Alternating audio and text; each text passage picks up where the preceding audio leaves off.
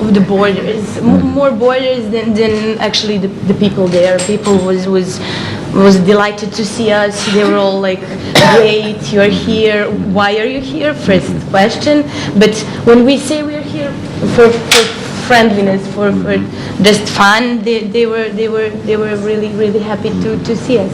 My parents was a little bit upset, but they weren't so afraid. But they're like, why are you doing that? You know. But we want to have friends. We don't want to be like this. I have never been to Kosovo, but it doesn't mean that I'm not planning to go there very soon. Bessert is looking at me right now because that's the thing, I'm saying it to him every time he comes to Belgrade, and I really promise I'm going to be there, I think, next month or the month after it. I'm planning my visit for a long time, I think for the past 4 years actually. But I had a chance to meet a lot of people from Kosovo who came to Belgrade on a Youth Initiative's visiting program. So I had a great experience with those people because we had a subject to talk about every time they come to Serbia. Marijan? Just like Luka, unfortunately, I haven't had the chance to go to Kosovo yet. I've been planning to go for some time now. I know a lot of people from Pristina. I met them actually this year, last year, during the days of Sarajevo in Belgrade. And personally, I think that all of them are great people. I have great expectations, not from the city itself, but from the people I'm about to meet. I'm looking forward to seeing my friends again and making some new friends.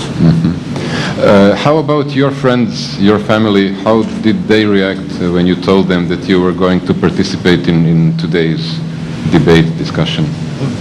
Most of them have some kind of a strange relationship.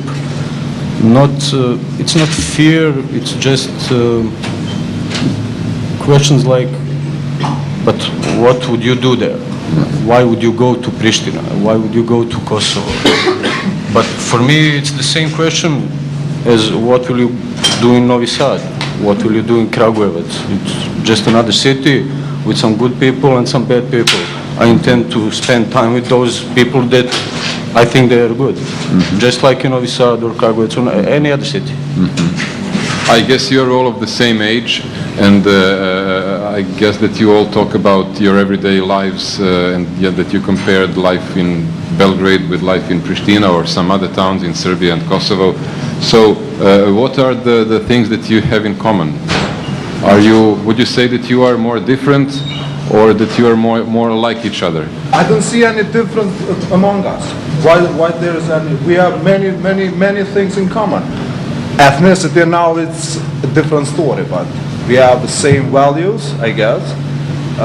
We have the same problems. We share same, opinions in regards, for example, to European integration, and pretty much I don't see any big distinction between our citizens. The problem is that our people and your people are not well informed about the current problems, and because of this, the stereotypes and the prejudices are raising, knowing the fact that our politicians just try to gain their power and just using people for their own interest. So this is why I think this program that Bessart called that you initiated, it's a first step of creating the bridge between our communities and leave politics for a bit aside and just try to settle things and the disputes that we might have and just inform each other and see what we can, how we can go forward. If you take the view from the media, how they give it to the citizen, you can see that there are two different worlds. There is Serbia and there is Kosovo, and there are maybe two other planets. And usually people, I would say in this case from Kosovo, see it Belgrade as a bit far, and maybe also because of the problem with documents that people from Kosovo cannot travel to Serbia with Kosovo or unmixed documents. This is a problem, but usually when they travel and when I meet before the trip, I tell them that the trip takes around 4-5 hours maximum. They are always surprised. They are saying like, is it too close? This is too close. And it's the same also with people from Serbia. This is a problem that media is giving to us, that we are living completely in two different worlds. And once the young people meet the others, like me and Luca and Anita and the others, it is very interesting that we end up speaking about or ambition for studies, or problems or university, or employment, about this kind of everyday problems. And of course there are differences between people. There are differences among Albanians themselves. There are differences among Serbians. There are not all, I mean, every person is different in a way, but there are things that link us. For example, me and Anita, we both studied political sciences, and we end up speaking about politics in a, not only about everyday politics, but about something more. So there are differences, but those differences are also among citizens of Pristina. It's not that big deal. But I think it's amazing because in Pristina, young people are sitting in cafes, studying, going out, drinking, talking about fashion, everyday life, and people in Belgrade do the same thing.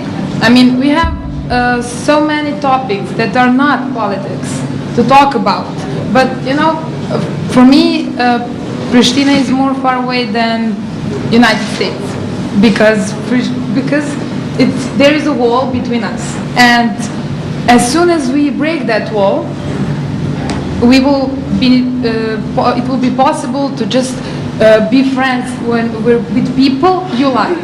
I mean, there is Albanian people that I don't like. There are Serbian people that I don't like. I mean, there is kind of people, but who cares are they Albanians or Serbian? I mean, it's just, we need to break that wall. And that is why we are sitting here, I think. I just wanted to add something. I think it's a good way for us to focus or concentrate more on the common things that we share, not the things that divide us. Politicians are taking care of the divisions. We should take care of the common things, and I think that's the best way so that we can build this bridge that we started today. Basically, I think we both know the basic information we need to know.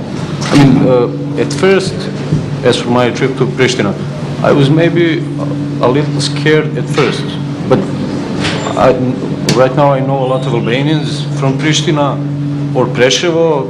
My friends from Preševo have a lot of friends in Pristina, so basically when I go there it will be a comfortable environment, so to speak.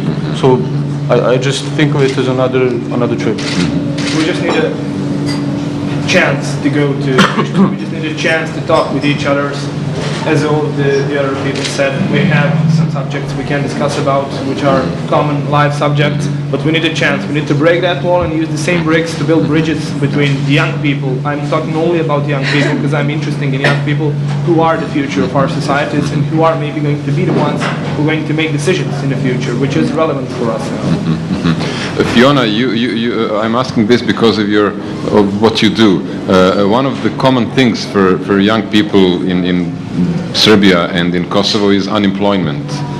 That's quite a big issue and quite a big problem almost for all young people in Europe.